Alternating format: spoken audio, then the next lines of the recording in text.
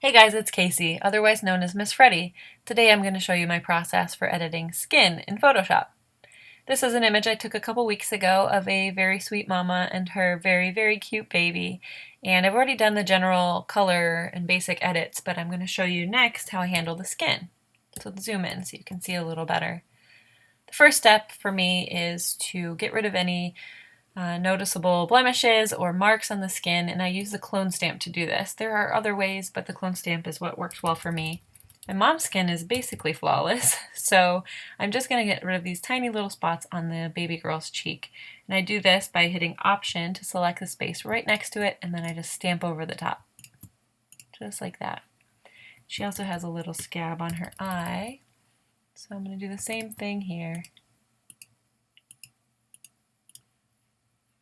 There we go.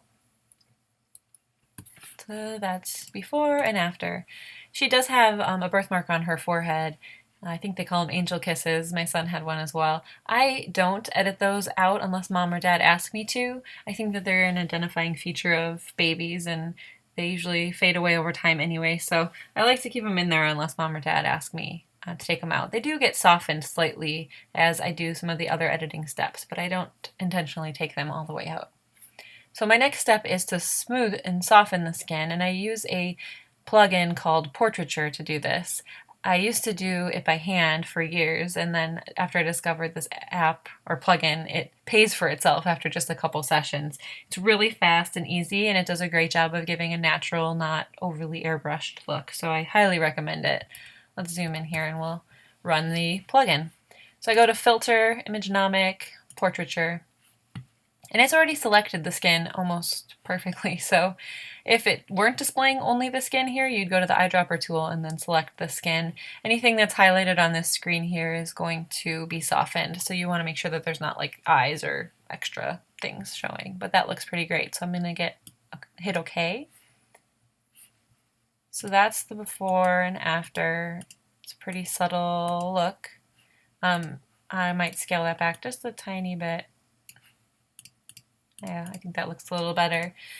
It sometimes is aggressive on children, so I can mask that off and by making a layer and painting it off here. But really, this baby just has very soft skin, because look, now that it's gone, I mean, her cheeks still look so sweet and soft, so I think that looks pretty good. So that's the before, after, very natural look.